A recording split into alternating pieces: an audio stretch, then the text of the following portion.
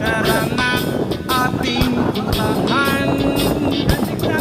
Onay may maraming likas na kagandahan at mga bagay na maglalaro sa iyong isipan. Halika na, sabay tayo kung sinong may gusto. Dahil sa tubig alat